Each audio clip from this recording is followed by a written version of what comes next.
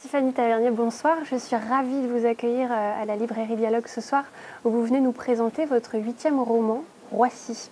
Alors, Roissy, c'est l'histoire d'une femme qui erre, qui déambule dans le grand aéroport parisien. Elle passe ses journées à observer les voyageurs. Et si on lui demande, elle répond qu'elle s'en va, elle s'invente une destination, une vie, un métier, car cette femme, nous l'apprenons très rapidement, est amnésique. Alors, pouvez-vous nous raconter la naissance de votre roman ? Ce roman, il est né à la lecture d'un tout petit article sur lequel je suis tombée totalement par hasard.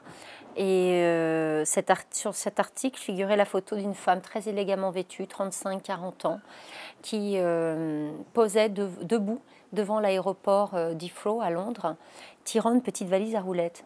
J'apprenais très rapidement dans ce tout petit article, première grosse surprise, qu'elle n'était absolument pas une voyageuse mais une SDF, que ces SDF portaient le nom d'indécelables, qui se déguisaient en voyageurs sur les grands aéroports internationaux, parfois dans des gares internationales, là où il y a suffisamment de monde pour pouvoir se fondre dans la foule. Une deuxième chose, c'est la réponse qu'elle fait au journaliste quand celui-ci lui demande combien de temps elle compte rester dans cet aéroport. Elle répond « toute ma vie ».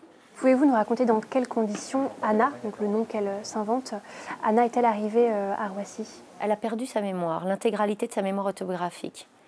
C'est une chose qui peut arriver à certaines personnes suite à un choc post-traumatique de très grande envergure, un choc émotionnel.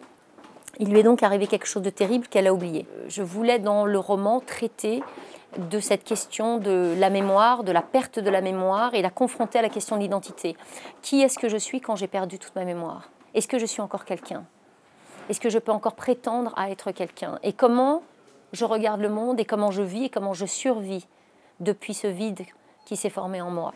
Et alors, on peut dire qu'au moment où on rencontre votre personnage, elle a trouvé un certain rythme de croisière, tout se passe bien pour elle, jusqu'au jour où elle rencontre un homme. Cet homme, il s'appelle Luc. Pouvez-vous nous dire qui est-il ? Luc, il est très important dans le roman. C'est la grande rencontre, même si Anna, puisqu'elle se fait appeler Anna, pourrait effectivement vivre toute sa vie maintenant dans cet aéroport. Il est aussi abîmé qu'elle. Il ne porte un trauma tout aussi grand qu'elle. Lui, la différence, c'est qu'il n'a pas perdu la mémoire, il est bloqué dans sa mémoire. Il est totalement bloqué à l'endroit d'un deuil qu'il n'arrive pas à faire. Et il est obsédé par cette perte. Il n'arrive pas à s'y résoudre, à s'y résigner.